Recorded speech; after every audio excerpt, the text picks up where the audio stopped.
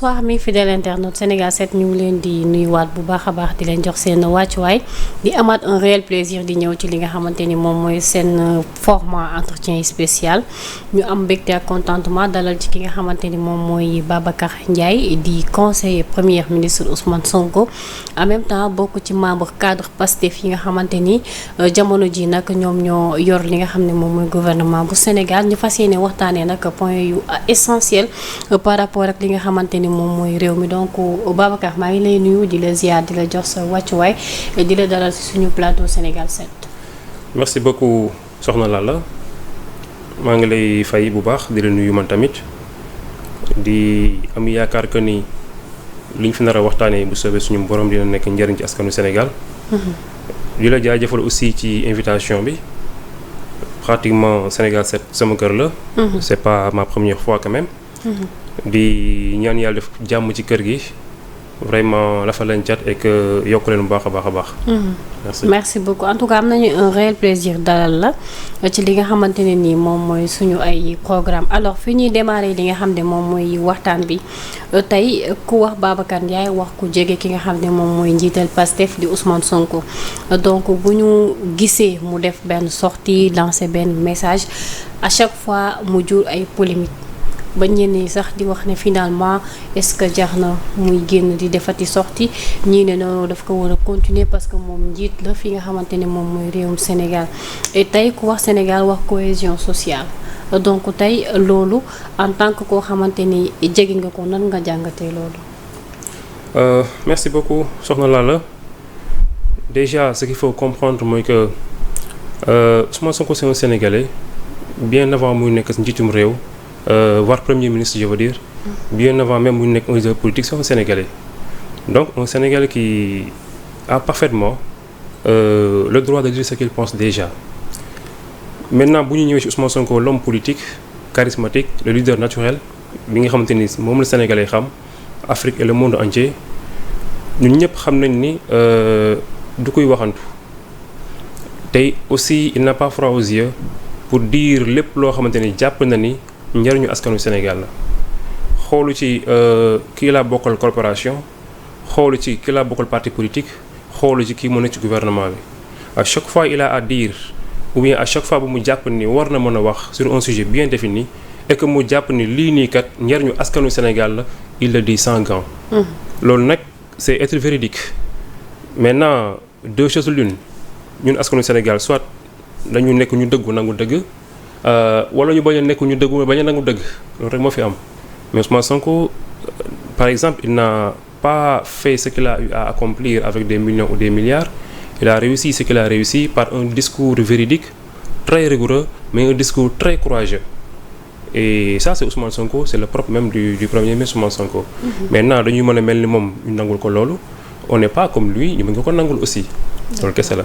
alors tey bi nga gisee lettre ouverte bi nga xamante ni abbé bi génnee na ko pour répliquer par rapport ak discours bi nga xam ne porté na ko loolu aussi nekk na objet d'un débat ba ñenn jàpp nañ ne sax bu dee waxul woon wax ji mu wax jëmalewu ko ci ñoom malgré loolu yëpp teewul moom génn na tontu ko donc dafa mel ni dañu jàpp ne wax ji dafa leen laal ñoom ñi nga xam ne ñoom ñooy jàngu bi.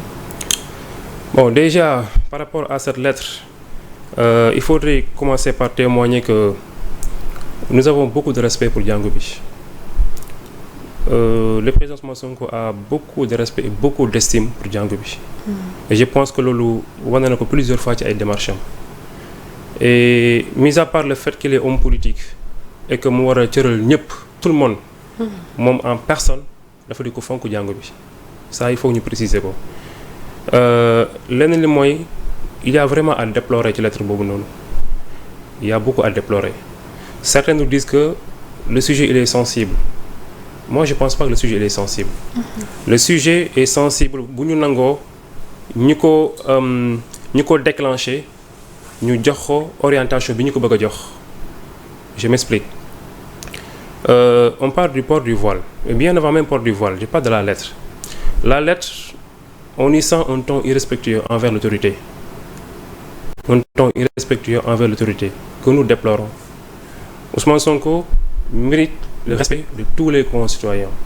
musulman sénégalais njaago séeréer je dis bien de tous les concitoyens c'est une institution donc on déplore véritablement ce ton qui a été employé ci lettre boobu noonu mais aussi on déplore très foncièrement on déplore le fait que ñenn ñi bëgg a jël cette histoire de port du voile def ko un problème religieux foofu laay waxee orientation bi ñu ko bëgg a jox ñoom ils veulent en faire un problème religieux ils veulent en faire un problème confessionnel or tel n'est pas le cas du tout au Sénégal notre constitution est très bien claire Sénégal république laïque la qui dit république laïque dit l'acceptation de l'autre avec ses convictions religieuses ça c'est un deuxièmement au Sénégal le port du voile n'est pas interdit dans les écoles et établissements publics comme privés.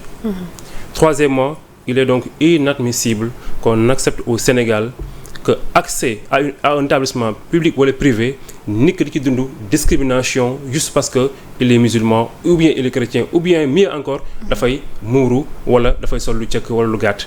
Ce que je veux dire mooy l'État du Sénégal ne doit plus accepter que l'accès à un établissement public ou privé nit di ci subir une discrimination pour ses convictions religieuses. Ça c'est le devoir de l'État du Sénégal à ce que mu veille ci loolu noonu et je pense que le Premier ministre c'est ce qu'il a dit c'est ce qu'il a dit.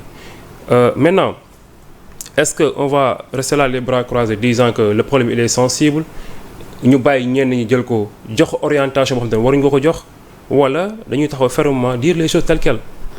Mais attendez la constitution mënul nekk ci suufu règlement intérieur wu école. Je suis désolé la constitution est au-dessus de tout. Maintenant règlement intérieur d'une école mënul ñoo nekk ci kaw constitution et c'est la constitution qui nous dit très clairement que nous sommes une république laïque. Nous sommes dans une république où on s'accepte ku ci nekk mutuellement avec nos différences religieuses avec nos différences culturelles et autres. Donc on ne va pas se dire telle école moom neen règlement intérieur tel ñu appliquer loolu noonu du tout.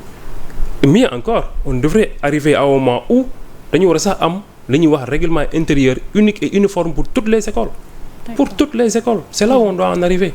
Donc vraiment sur ce point moi je déplore non seulement cette lettre le ton employé je déplore l'orientation qu'ils ont voulu donner à cette affaire et j'exige évidemment que l'État du Sénégal doit veiller à ce que le port du voile soit réglé définitivement et en toute conformité avec nos textes et lois. Effectivement alors dañuy tëj point boobu rapidement ñu dem ci beneen point muy probabilité dissolution à l'Assemblée nationale bien évidemment que problème la boo xamante ni ça date depuis un peu longtemps par conséquent ki nga xam ne moom mooy le premier ministre dafa waroon def DPG donc problème et règlement intérieur boobu bokk na ci li nga xam ne moom moo nar a reconduire que ñu dem ci dissolution wu Assemblée nationale maintenant est-ce que ça sera facile parce que tey gis nañu le président de la République Bassirou Diomaye Diakhar Faye mu saisir le Conseil constitutionnel. Bon déjà je pense que c'est ces deux questions c'est deux choses différentes d'une part même si am na benn approchement bu ndaw parce qu'on parle toujours de l'Assemblée nationale mais je veux dire la question de la DPG et la question de la dissolution de l'Assemblée nationale c'est deux choses différentes et j'ai dit dissolution entre guillemets jusqu'à présent il n'est nullement dit qu'on va dissoudre l'Assemblée nationale même bu fekkente ni les prémices sont là n'est-ce pas donc je vais pas aller dans l'affirmatif disant que donc on va dissoudre l'Assemblée nationale maintenant la déclaration de politique générale pare na bu yàgg kooku je pense que le Premier ministre l'a dit plusieurs fois nous-mêmes on a eu à le dire maintenant il suffisait juste donc qu'on réactualise le règlement intérieur li ñu ci génne woon pour des raisons politiciennes ñu delloo ko ci rendre conforme et légal le règlement intérieur pour que le Premier ministre dem à l'Assemblée nationale def sa déclaration de politique générale. En fait j'ai fait cette colération parce que tout simplement problème mu règlement intérieur boobu noonu moom moo indi perturbation bi ci am. Effectivement donc bu ñu waxee dañuy dem vers la dissolution c'est parce que am na ñu jàpp ni assemblée bi nekkul assemblée boo xamante ni conformé wu na peut-être ak li peuple bi bëgg. xëy na peut-être ci la conclusion dissolution bi jógee loolu moo tax ma def corrélation boobu. Bon ce qui est évident et là ça n'engage que moi. Là je parle pas en tant que conseiller du Premier ministre. D'accord. Ce qui est évident et qui m'engage mooy que cette Assemblée nationale doit être dissoute. Pourquoi? Voilà man loolu laa gëm c'est ma conviction. Ok. Voilà parce que dama jàpp ni cette Assemblée nationale doit être dissoute en tout cas parce que jàpp naa ni le projet que nous voulons concrétiser bi ñu bëgg a jëmal pour Sénégalais yi. Il nous faut une Assemblée nationale meilleure que bi ñu am nii. je dis pas meilleur dans sa composition ñi fa nekk ñu ma naw lañu. mais quand même ci doxalin bi on veut meilleur. on veut meilleur vraiment comme j'ai dit tantôt ñu ma naw ñoo fa nekk mais jàpp naa ni on mérite le Sénégalais mérite meilleur et que nous voulons même meilleur par rapport au projet que nous voulons concrétiser. N'est-ce pas? Donc moi je pense qu'effectivement on doit aller sur cette Assemblée nationale mais ça c'est une chose qui m'est propre je réitère. D'accord. Maintenant est-ce que nag problème mu règlement intérieur yi moo waral ñu agiter dissolution ou pas je donne ma langue au chat. En tout cas li leer ba leer mooy que ni la DPG incha allah rabi le premier ministre dina ko tenir comme ni ko président de la République waxee woon loolu sa dernière sortie. disant que moom jël na ci moom li mu moom mu convoquer les différents acteurs. mu waxtaan ak ñoom mu ñaan leen et que ñooñu nangul nañu ko ils sont en train de trouver des voies et moyens pour que le premier ministre ñëw assemblée def sa déclaration actuellement foofu la ñuy yemoon te ba léegi ñu ngi ci ligne boobu noonu. Maintenant est-ce que après on va le dissoudre ou pas je ne sais pas pour le moment. D'accord parce que ci côté boobu peut-être lu tax ñu koy préciser mooy ñu bëri dañ doon jàpp ni datu 31 juillet bi moom la ñu waroon dissoudre l'assemblée dans les normes. mais bu ñu fàtte ni ñoom bi ñuy jël fonction septembre la ñu jëloon fonction donc peut-être am na benn amalgame bu am ci diggante boobu dafay baax pour ñu leeral askan bon effectivement am na amalgame parce que comme ni nga ko waxee ñenn ñi jàpp nañ ni à la date bi ñu leen élire bi seen élection effective mooy date bi nga xamante ni bu ñëwaatee temps bi mat na dañ ko war a mën a dissoudre ñenn ñi ne nañ non date bi ñu leen installé la ñu entrer en vigueur. Ce mandat entrer en vigueur. Donc c'était un débat qui existait qui n'était pas tranché. Mais su ma jumlee d'après information yi ma gis que j'ai pas vérifié. Le président a demandé au Conseil constitutionnel de lui donner la bonne date. Donc ce qui revient à dire que donc c'est au Conseil constitutionnel effectivement de nous édifier sur cette question. D'accord. Mais effectivement le débat est là et reste intranché, ne reste non tranché. Parce que en fait en ce qui concerne la DPG. bokkoon na ci li dégager les grands axes. À savoir peut-être la souveraineté alimentaire économique monétaire ainsi de suite donc xëy na loolu bokk na ci liy dimbali askan wi ñuy mun di bañati poser wu ces questions là voir kat ñii fan la régime bi jëm pour le développement de ce pays parce que y a des questions yoo xamante ni c'est des questions primordiales mais aussi c'est des questions d'urgence yoo xam ne dañ ci war a apporter ay réponses pour édifier rétablir la vérité par rapport ak la population. Je pense que askanu Sénégal xam na fi ñu jëm déjà je peux dire les 4 mois yi nga xamante ni suñu régime def na ko. Au moins il y a 2 à 3 choses quand même qui ont marqué la façon dont on est en train de gérer ce pays et là où nous voulons l'amener. Bis njëkk mooy ce qu'on appelle la gestion efficace et efficiente des urgences parce que bi ñu ñëwee aussi. On ne pouvait pas se permettre de nous payer le luxe de dire nous voulons des solutions structurelles te ci loolu la ñuy dox dans tous les domaines sachant que am na ay priorités yu fu nekk jomb li ñu xaar askanu Sénégal di ko dund. tel que la cherté de la vie. tel que l'agriculture avec la distribution des intrants yi ñuy soxla woon waroon na njëkkante ak nawet bi pour que béykat yi war a mën a bay. et un autre point aussi. Et dans ce sens je pense que nous avons assisté à la façon efficace bi nga xamante ni moom le président de la République et son gouvernement gérer li ñuy wax la réduction des denrées de première nécessité. C'est la première fois au Sénégal ñu ngi ne wàññi nañu dund bi wala bokk ci yenn prix yi wàññi nañu ko sans pour autant que État du Sénégal concocte ci benn dette. mais foofu aussi am na benn problème bu ci am. parce que en ce qui concerne le sucre. gis nañu ne am na problème bu ci nekk. par rapport ak détaillants yi ak. ñi nga xam ne loolu beneen sujet lay doon parce que fi ma bëgg a ñëw rek mooy que ni au moins on a su avec efficacité. Alléger la souffrance des Sénégalais. par rapport aux denrées de première nécessité. en faisant une réduction sans État concocter ci benn dette.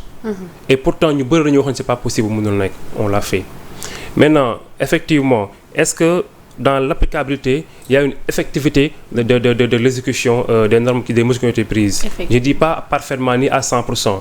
Il y a des failles mais je pense que le ministre du commerce a donné des gages et que lui et son équipe ils sont en train de travailler d'arrache-pied pour que au fin fond même du Sénégal ñu mën a fi ay contrôle en tout cas fexe ba askanu Sénégal li ñi nga xamante ni moom la nguur gi décidé ci prix ñu jëmal ko ñu mu feeñ ci seen i dund.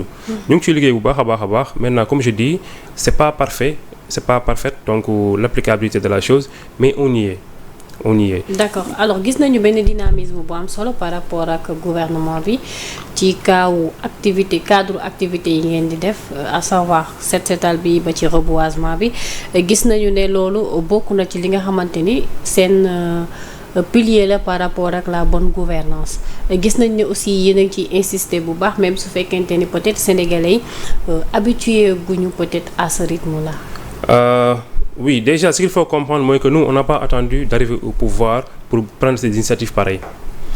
Depuis que nous sommes en opposition, nous avons cette vision de la façon dont un État doit être géré, de la façon dont un État doit marcher. Nous avons tellement de ni il n'y a que l'implication citoyenne massive qui peut porter le développement réel. Nous avons ni am réew waa réew ma ñoo koy soxali waa réew ma ñoo koy développé raison pour laquelle depuis bi ñu nekk ci opposition c'est le président Ousmane Sonko président de PASTEF dont lancer des activités citoyennes des activités qui faisaient appel à une mobilisation très forte de tous les citoyens du Sénégal particulièrement les militants de son parti tel que l'appel qu'il avait lancé pour les dons de sang jamono bi nga xamante ni CNTS dañu amoon problème mu deret problème mu faj yenn maladies le président Sonko avait lancé n'est-ce pas à ce que ndaw ñi ñëpp dem may ji deret on a vu massivement sénégalais yi jóg jamono boobu noonu le président Sonko ci la lancé woon li ñuy wax setal suñu tefes wala sàmm suñuy tefes gisoon nañ massivement ni ndaw ñu jógee woon dem ci au niveau des plages di rafetal di taaral di setal li nga xam ne moom mooy suñu plage yi jamono boobu noonu ci la lancé woon li ñuy wax les VAP vacances agricoles patriotiques on a vu aussi la façon bi askanu Sénégal jógee woon dem ci tool yi retour à la terre retour à l'agriculture dem di bay yi donc pour dire que ni lii c'est pas des initiatives nouvelles que nous sommes en train d'entreprendre mais lu sax suñu ADN politique la c'est notre façon de voir la politique c'est notre façon de voir naka le pays réew war a doxee maintenant bi ñu ñëwee au pouvoir on a fait que suivre notre logique et le président Bassirou Diomaye Faye a lancé ce qu'il appelle setal suñu réew maintenant la particularité mooy ñun une fois au pouvoir defuñu ko affaire de parti c'est ça la particularité bu ñu comparer ñun suñu activité citoyenne yi ñu lancé étant au pouvoir ak yi fi amoon on sent cette différence à l'époque affaire de APR la woon wala affaire de PDS la woon mais avec nous sant yàlla on a fait de sorte que tous les Sénégalais s'approprient de la chose pour que ñu mën ko jëmal mu mën a dox parce que aussi des initiatives pareilles warul nekk affaire de parti ou bien affaire de clan tant que Sénégalais ñoom seen jëm bopp en leur sein jëluñu ko seen bopp def ko seen mbiri bopp di dox ça ne marchera pas te cadre de vie dafa am solo lii di reboisement lii di setal lii di agriculture en tout cas tout ce qui touche le cadre de vie dafa am solo boo demee ci réewu Tugal yi par exemple da ngay nekk en plein centre-ville plein ville mais tu as l'impression d'être dans une forêt pourquoi parce que tu es en plein centre-ville où poussent des immeubles des gratte-ciel un peu partout mais parallèlement ay garab ñoo lay wër tout est vert autour de toi donc pour wala importance bi nga xamante ni tugal bitim réew yi am doole yi jox nañ ko lii di gàncax gi jox nañ ko lii di cadre de vie bi mais nous aussi on doit arriver à ce stade on ne peut compter que sur soi-même que sur ses propres forces évidemment pour arriver à un certain niveau de développement déjà je vais me permettre de citer Mao Zedong n'est-ce pas le leader naturel de la Chine qui disait que Chine sous Mao voilà donc qui disait que quand on aspire à l'autosuffisance, il faudra travailler avec ses propres mains. Ça, c'est Mao qui l'avait dit. Si on aspire à l'autosuffisance, il faut travailler avec ses propres mains. Mais là, ça veut tout dire et ça résume tout.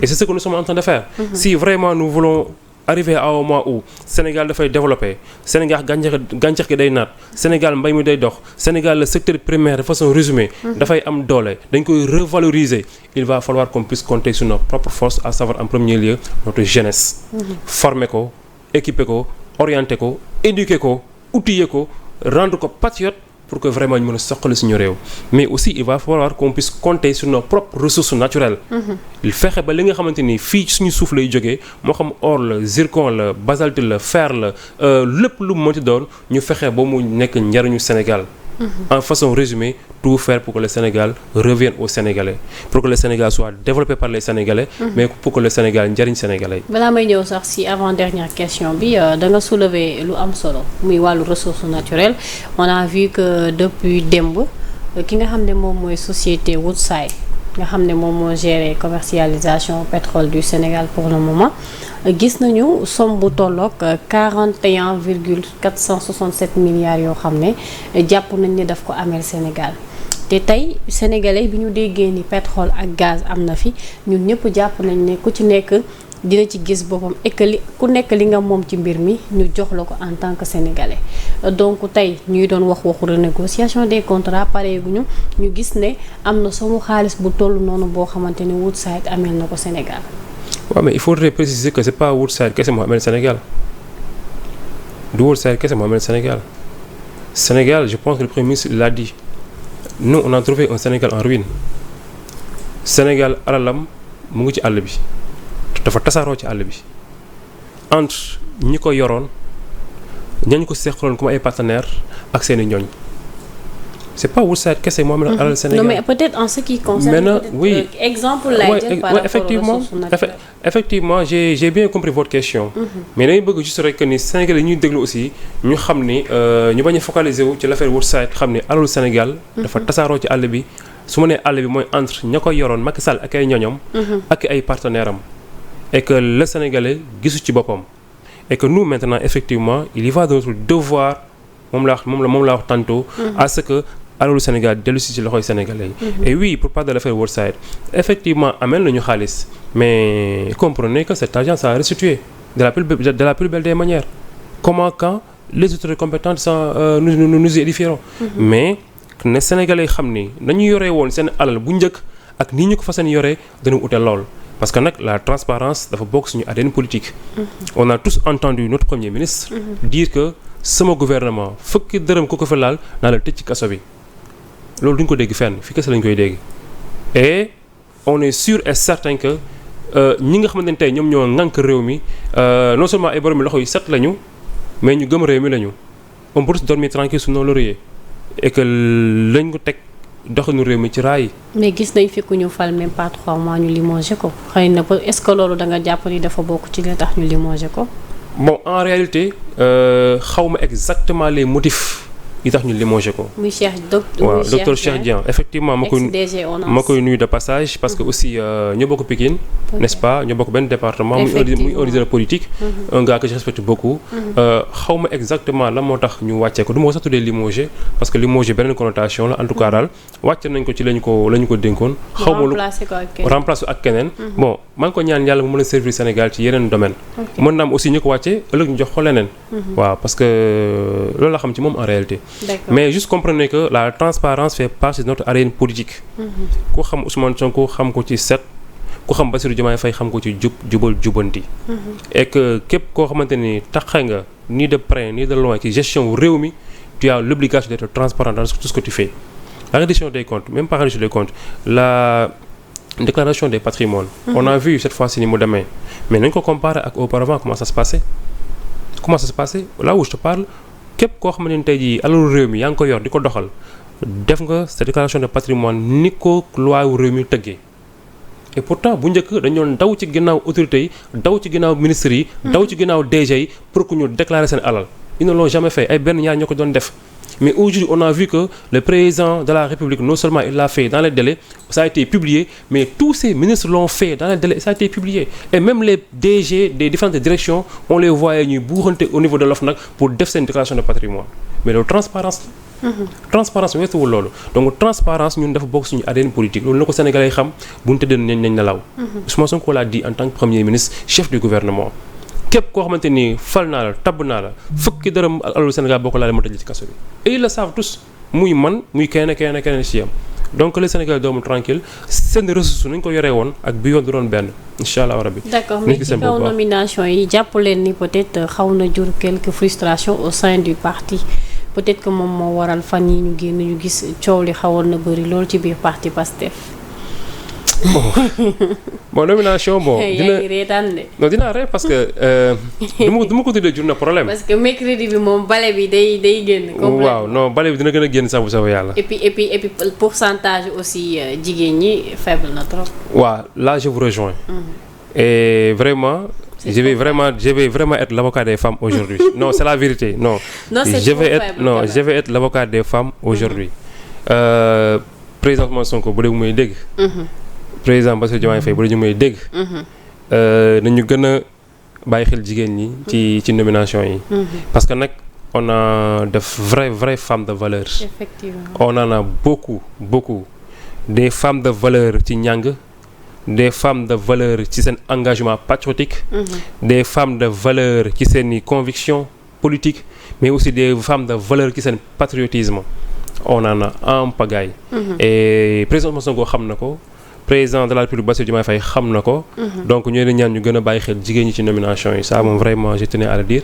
Comme que yaa ma ko fàttali ma wax ko fii ñëpp dégg ko. N'est-ce pas donc nañ leen gën a bàyyi xel c'est très important. Mais ñu xam ne aussi nomination yi benn finalité kese la am. Finalité bi mooy fexe ba changer de paradigme de façon définitive changer de paradigme mooy fexe ba Sénégal ba ñu xamoon ak ca doxalin ba mu soppeeku à tous les niveaux. fexe képp ku jàngati ba pare sa njàng liggéey kese des nga am possibilité de créer sa propre emploi wala nga am possibilité de faire embaucher gagner un salaire digne nga en tout cas nga am possibilité garder sa dignité humaine. ñu fexe ba képp koo xamante ne feebar nga war a mën a faju gox ba nga ne boo gëstoo nga mën a faju sans problème. surtout ñu fexe ba képp koo xamante ni xiif nga heure lekk jot na nga war a lekk nga mën a lekk normalement convenablement. mais aussi ñu fexe ba fépp fu Sénégalais nekk ci biir réew mi ak ci bitim réew moo xam ne état du Sénégal mu ngi à ses côtés. bu gëstoo sentir ko c'est ça l'objectif en réalité des nominations. c'est ça l'objectif bi tax ñu xeex ba jot ci réew mi. c'est ça l'objectif bi ñu boole ñun ñëpp. tey képp koo xamante ni wóoruñ la tabb la ba dégg la ndombal tànk dënkuñ la ko pour yow parce que bu ñu fàtte ni j'ai l'habitude de le dire à tous les ministres yi ma mës a waxtaanal et les DG aussi mooy que jamono ji Pastef képp koo xamante ni tappal nañ la ndombal tànk defal sa bopp que ni ndombal tànk bi moomuloo ko c'est pas pour toi parce que derrière quelqu'un s'est donné la mort quelqu'un a perdu la vie. am na nit faatu na ci sa ginnaaw pour nga jot ci derrière nit def na kaso 1 an 2 ans des mois pour nga jot ci derrière nit ñàkk na liggéeyam pour nga jot ci derrière nit handicapé na pour nga jot ci derrière nit exilé na génn Sénégal jaar ci gaal gi pour nga jot ci kon ñun li ñu hérité dafa loo xamante ni képp kuñ ci toq dénk la rek la nga jox moom loo ko gestul ca ginnaaw combien de sacrifices ont été consentis pour que yow nga jot ci li nga jot. loolu boo ko fàttalikoo rek dina tax lañ la jox di nga xalaat bu baax noo ci toggee xool bu baax na ko yoree. pour que les gens qui se sont sacrifiés les Sénégalais yi ñu wóolu ba tabuñu à 54% ñu gis seen bopp ci li ñu dénk c'est hyper important ce message là à lancer. il faut que au niveau de Pastef les gens bañ di sonn di rayante ci nomination oui nomination. mais qu'on sache que képp ku yàlla dogal en tout cas ñu wóolu la ba tabb la lañ la jox moomuloo ko. téye ko na nga ko war a téyewee ndax des sacrifices ont été consentis et des sacrifices pas les moindres énormes je dis des gens ont perdu la vie des gens sont devenus handicapés ñi perte tànk ñi perte loxo ñi perte bët. des gens ont perdu leur travail ñi exilés et cetera donc on doit faire le maximum possible en tout cas ba fépp fu ñu mënti nekk station bu mu mënti doon. ñu servir le Sénégal et bañ a servir ci Sénégal. c'est très important. alors dernier point bi may rajouter monsieur Ndiaye muy wàllum phénomène immigration clandestine. mu nekk benn fléau boo xam ne ci période am la ñu toll te chaque année dafay am ñuy jël pirogue yi di dem vers l'Espagne wala soit Nicaragua tey ñu bëri ñuy xaar politique de jeunesse boo xamante ni peut-être dina permettre jeunes yi toog ci dëkk bi mais ñu liggéey am ci lu ñu jàpp loolu bokkoon na ci li tax ñoom ñu jël seen carte sànni leen ko di xaar li nga xam ne moom mooy la rupture totale par rapport à l'emploi des jeunes. Bon déjà par rapport à l'immigration clandestine damay commencer d'abord pour par vraiment massawu jaale képp koo xam ne deere na ci. di wax que ni aussi phénomène la bu yàgg mais aussi phénomène la buy traduire l'échec total de nos politiques publiques. Cet phénomène non seulement traduit l'échec total de nos en tout cas des régimes qui ont eu à se succéder. Et à tous les niveaux mais aussi phénomène la buy wane ni que ni la jeunesse sénégalaise en veut et en veut énormément. Maintenant d'abord ñun ce que nous devons faire dans un premier temps mooy renforcer vraiment la lutte contre l'immigration clandestine. fexe ba bépp organe bépp service de l'État war a intervenir dans cette lutte mu intervenir de façon efficace avec les moyens qu'il faut avec le temps et tout ce qu'il faut en tout cas mu jëm intervenir ci lutte boobu noonu mais aussi ci beneen wàll ñu fexe ba changer paradigme bi comme li mu waxee tantôt. Parce que vous savez oui des politiques de jeunesse d'accord mais l'emploi ce n'est pas uniquement pour la jeunesse et aussi c'est pas uniquement les jeunes qui partent même bu fekkee ne bëri nañ ci. Je pense que la solution ne peut être qu'une solution durable, mûrement réfléchie, associée à un projet très solide tel que le nôtre. Je m'explique. Sénégal, le problème emploi qui Sénégal, il y a un niveau là. Il y a emploi, il y a employabilité. Donc, il y a la formation de nos jeunes. Il y a la former leen, capacité leen, outiller leen, ba ñu mën a opérationnel. Loolu le problème le Sénégal. Mais aussi le problème de trouver de l'emploi aussi problème le Sénégal. Et lii nii yëpp malheureusement dafa am loo xamante ni tant que jooyante wuñ ko muy suñu économie tant que jooyante wuñ ko le problème de l'emploi au Sénégal du mës a réglé wu. Je m'explique parce que secteurs yi nga xamante ni au niveau de l'économie ñoom ñooy les secteurs yi mën a absorber chômage yi ñoom ñooy les secteurs yi mën a jël lu bare ci wàllum xëy wàllum liggéey secteurs yooyu ñoo sooxe c'est des secteurs inexistants au Sénégal. Parce que aussi Sénégal dëkk la boo xam ne dañu tële ci wàllum industrie. Effectivement fa laa bëgg a ñëw. Parce que c'est pas état mooy créer emploi mais les secteurs yi nga xamante ni dañoo war a dund pour mën a absorber chômage bi secteurs yooyu ñoo existé wul secteurs yooyu ñoo dee tel que le secteur primaire tey boo nee secteur primaire di nga wax mbay ñaata emploi la mën a créer di nga wax élevage ñaata emploi la mën a créer di nga wax napp di nga wax artisanat di nga wax mais secteur la boo xamante ni li mu mën a absorber ci emploi kenn xamul nu mu toll mais malheureusement c'est un secteur qui est mort qui n'existe pas au Sénégal. Tu prends le secteur secondaire là où on parle d'industrialisation là où on parle de transformation là où on parle de trouver valeur ajoutée pour notre économie mais c'est un secteur aussi inexistant car les régimes qui ont eu à nous précéder n'ont jamais mis le curseur sur l'industrialisation. Au contraire ils ont même tué les petites et moyennes entreprises qui existaient ils ont même tué les industries yi nga xamante ne ñoom ñoo fa nekkoon que Sotiba et autres. Maintenant mënoo am nag une économie pareille où il y a pas de tissu, il y a rien, il y a rien il y a aucun link entre les secteurs. Amul dara lu limpide, lu clair, lu solide ci sa économie ba pare nga bëgg wax emploi mënul nekk c'est pas possible. Donc la question de l'emploi bi nga xamante ni moo war a solutionner à peu près ou bien peut-être la question de l'immigration clandestine, c'est une question d'abord de notre tissu économique qu'il faut d'abord régler. Il faut tout faire pour redynamiser notre secteur primaire, d'accord, redynamiser suñu agriculture, suñu mbay, suñu napp, suñu élevage et tout, mais aussi buñ ci paree ñu jéem a mettre en place des petites et moyennes entreprises, aller vers de grandes industries pour que lépp loo xamante ni ci Sénégal lay soqeekoo lu jóge ci napp, lu jóge ci mbay, lu jóge ci élevage, ñu mën koo transformer fii ci Sénégal avec nos propres ressources humaines bu ñu paree non seulement di nga am valeur ajoutée mais tu vas absorber une partie du chômage mais après le secteur tertiaire va venir faire le reste. Donc c'est tout ce économique qu'il faudrait vraiment revoir. Mais espérons que aussi ñi nga xam ne ñoom ñoo nekk à l'intérieur du pays ñu mun ci gis seen bopp parce que bokk na ci li war aussi ñu exode rural bi nekk loo xamante ni kenn mënutu koo canaliser parce que aussi bu fekkente ni ñoom ñi nekk au fin du pays gisuñu seen bopp wala gisuñu luy ndurook lu ñu mën a toogee aussi ñoom duñu fa nangu toog bay ba fay liggéey di fa daan seen doole. ñooñu gisuñu seen bopp parce que comme je dis c'est des secteurs inexistants xam nga tey bu ñu ne agriculture du Dakar ngay bayee.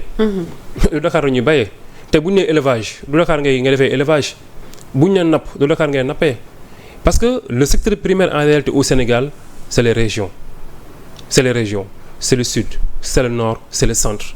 Foofu ngay dem fekk fa véritable agriculture foofu nga mën dem fekk fa véritable lu ñuy wax élevage fa nga mën dem fekk fa leneen ak leneen. Donc effectivement tey jii si on a à faire la promotion de l'industrialisation au Sénégal on ne va pas encore davantage encombrer Dakar. Dakar est déjà saturé au contraire c'est des choses qu'on va essayer d'implanter au niveau des régions donc il suffit juste que les gens de Saint-Louis de Kaolack de Ziguinchor de Matam etc. au fin fond du Sénégal comme on dit il faut juste que ces gens-là bu ñu gëstoo gis ci lu ñu jàpp. Il faut que ces gens-là dellu wóoluwaat suuf si. mbay mi dellu wóoluwaat napp gi. dellu wóoluwaat càmm gi war ngeen ko mën a décentraliser. Comment? ma ne seen yenn ministères yi war ngeen ko mën a décentraliser. bu ko defee peut-être loolu dina suqali waale région boobu wala secteur boobu. déjà parce que ñu bëri ñu ngi joxoñ baaraam seen train de vie bi nga xam ne moom la état bi di doxee. non pas ñun quand même pas ñun quand même ñun train de vie moom pas ñun quand même ñun nga xamante ne actuellement Ousmane Sonko mu ngi. parce que ñenn ci opposition bi peut-être. ñu ngi naan nañu wàññi train de vie. je vous dis le premier ministre Ousmane Sonko jamono ji dafa ñëpp la xoj ndax boo waxee mu ne rationalisation. ok ci rationalisation gu méttee la nekk. am na loo xam ne mën naa ko jox comme anecdote mais bon c'est pas le lieu peut-être bu ñu wéetee naa la ko wax. pour walla que ni waa ji ci rationalisation gu méttee la nekk. mais opposition bi non je vous dis il faut. non je vous dis wàññi train de vie bi. wàññi dépense yi wàññi voilà. mani li ma bëgg wax mënu ma ko wax fii rek bu ñu wéetee naa la ko wax. non waa ji ci rationalisation gu méttee la nekk dama naan est-ce que du kii du kii du ñu koy waxee sax bool yooyu noonu non je vous dis je vous dis mais bref rien ne saurait être très très très pertinent. tey boo amul ministre de l'agriculture fa baykat yi ne. waaw Louga maanaam nga fa baykat yi ne wala Linguère fa baykat yi ne. tey le ministère de l'élevage nga am ko fa nappkat yi ne. est-ce que comprendre. rien ne saurait être extraordinaire pertinent efficace et efficient que cela. que cela ministre des mines bi ngeen yóbbu ko. bien sûr yóbbu ko Kédougou. et vision la. effectivement day bokk ci fi ñu jëm. mais boo xoolee concentration bi ak soi-disant décentralisation bi fi ñu fi nekkoon def jël lépp teg ko Diamniadio jàpp ni ils sont en train de soulager Dakar or que c'est des calculs politiciens maintenant il faudrait juste que ñun ñu am vision bu gën a sori boobu noonu. te mooy li nga wax mais aussi Diamniadio bëri na foofu ay entreprises inutiles ay logements inutiles. ce qu'il y a à Diamniadio moom jégal ma ci kàddu gi c'est du n'importe quoi. loolu moom faw gouvernement bi taxaw. non vraiment man moom vraiment ce qu'il y a à Diamniadio moom les sphères ministérielles là loo boobu noonu maanaam la ñu tabax Diamniadio lépp pour moi c'était pas le lieu c'était pas Diamniadio il fallait sortir de Dakar même aller au-delà de Thiès. waaw loolu laa gëm. et c'est ce qui est dans notre projet avec les pôles yi nga xamante ne moo suñu projet ñu koy waajal. incha allah rabbi c'est des pôles urbains qu'il faut faire au niveau des régions. D'accord merci beaucoup Babacar en tout cas amoon nañu plaisir vraiment dalal la ci suñu plateau xëy na temps bi xaw na la tënk. actuellement war nga génn très rapidement. mais quand même gis nañu reddition des comptes bi gars yi naan arrestation imminente mais lan moo tax Pastef parfois ñuy gis gars yi di anticiper sax même balaa justice bi di ñëw. merci au moins wax nga lu am solo. pourquoi wax nga lu am solo mooy anticiper balaa justice di ñëw. gis nga ñun suñu doxalin am na ñaari mbir yu Sénégalais war a bàyyi xel d'accord naa nag ni Sénégalais dañoo yàkkamti reddition des comptes et c'est le droit le plus absolu. vu fi ñu jógee ni mu méttee li Sénégal dund ni mu méttee vu aussi état bi ñu trouvé Sénégal c'est normal les gens sont pressés pour la reddition des comptes. mais nag on ne doit pas mélanger reddition des comptes ak règlement de compte. effectivement. gis nga bu ñu toppee ñenn ñi ci li ñuy wax. duñ def reddition des comptes mais on fera règlement de compte. et puis dafay dem ba mel ni. voilà et on ne veut pas de ça. on ne veut pas de ça le président Bassirou Diomaye Faye nee na fayantoo wuñu soxlawuñu fayantoo nekkuñ ci loolu li ñu nekk mooy soxali Sénégal liggéeyal Sénégal maintenant nag. effectivement reddition des comptes day am par A ou par B ndaxte alal ji moomu ñu ko alal Sénégal la day am mais am na lu ko jiitu bu ñu bañ a dugg ci règlement de compte dañu bàyyi yoon def liggéeyam. surtout des audits sont lancés un peu partout. Des enquêtes sont ouvertes un peu partout. Laissons la justice faire son travail. Dans les plus brefs délais le président Ousmane Sonko l'a dit dans les plus brefs délais les Sénégalais yëpp dañu teg seen bët. ci li nga xam ne mooy résultat wu enquête yi ak audit yi. parce que collectif bi nekk bi nga xam ne moom mooy plaider peut-être yenn victimes yi dem nañ sax ba ne bu fekkente ni reddition des comptes bi dafa nar a yéex nañu abroger loi bi peut-être bu deñee sax dina mën a yombal affaire yi. parce que cette loi d'amnistie là aussi bokk na ci li nga xam ne peut-être bloqué na leen ñoom. tu sais collectif boobu noonu ils sont dans leur droit ils sont dans leur droit mais ce qu'il faut juste comprendre mooy que. Leur programme n'est pas celui de l'État. Ok. Ça, il faut le comprendre. Ils sont dans le droit de demander, d'exiger tout ce qu'ils veulent en tant que des anciens victimes. Mais ça, là, ils ne sont pas les seules victimes quand même. Nous tous, on a été victimes. Moi, que je parle, j'ai fait 1 an en prison. D'accord? mon fils est né derrière moi. Effectivement. soxna Lalla des gens sont morts. D'accord, on l'a dit tantôt, des gens se sont retrouvés handicapés. D'accord, des gens ont eu des blessés et cetera. Donc les victimes yi bari nañu mais et bizarrement le président de Pastef les Patriotes aujourd'hui premier ministre ku ko gën a nekk victime. Qui est plus victime que Ousmane Sonko? Qui est aujourd'hui plus victime que Bassirou Diomaye Faye? Ou bien vous pensez qu'ils ne savent pas ce qui se passe, ils ne sont pas conscients? Ou bien vous pensez que ñoom xamuñu ni Macky Sall ak ñoom dañu war a fay? C'est ce que vous pensez? Wala ngeen jàpp ni Ousmane Sonko xamul ni des gens s'en sortent handicapés, des gens s'en sortent ñàkk seen liggéey, des gens s'en sortent morts. Vous pensez que Sonko xamul lool? Vous pensez que Bassirou Diomaye Faye dafa nekk fi mu nekk rek ne woo maintenant je suis président damay galayaabe je m'en fous du reste? Vous pensez que Bassirou Diomaye Faye n'est pas conscient de fi ñu jógee fi ñu jaar ak fi ñu egsi? Personne n'est plus conscient que nous qu'il y a des victimes, qu'il doit y avoir réparation. Personne n'est plus conscient que nous Sénégal dafa sonn mérité lu gën lii. D'accord? Mais nag on prend notre temps. Pas pour prendre notre temps mais pour bien faire les choses. On prend notre temps pour bien faire les choses. Il y a deux choses qu'il faut savoir. Parax-paraxee ak marcher lentement, sûrement et prudemment. Nekkuñ ci calendrier wu kenn. État baa ngi ci calendrier am di ko suivre à la lettre. Et incha allah rabbi lépp lu ñu déglante ak askanu Sénégal danañu ko def. Que les Sénégalais continuent à avoir confiance en leur leader Ousmane Sonko, en leur président Bassirou Diomaye Faye, en leur gouvernement, mais qu'ils continuent à avoir confiance en Pastef et en l'idéologie de Pastef. Ça c'est très très important. Qu'on soit ancien détenu, qu'on soit devenu handicapé, qu'on soit blessé, famille de victimes, quoi qu'on puisse être, n'oublions jamais que ceux qui sont en train de diriger le sont autant que nous. D'accord. Et ils l'ont été autant que nous. Ils ont subi autant que nous, si même ils n'ont pas subi plus que nous. Et que ce n'est pas des gens qui sont au pouvoir aujourd'hui qui oublient les autres. Qui sachent raison garder un tout petit peu, ñu bàyyi ñu nit ñi ñu liggéey. incha allah rabi. Merci beaucoup. Alors amoon naa plaisir dalal la vraiment di la jaajëfal ma bàyyi la nga tàggatoo ak internet yi ba beneen yoon incha allah. Bon déjà nga remercier effectivement émission bi yàggoon nañu ko bëgg mais bon. Comme je dis rek dama xaw a paraxee temps bi. ñëw pour ñu amal ko parce que urgence yi bëri woon na. di la jaajëfal bu baax ci invitation bi di nuyu Sénégalais yëpp. di jégalu bu baax a baax lépp lu fi dëng rek lu fi jubul rek ñu xam ni nit mooy wax.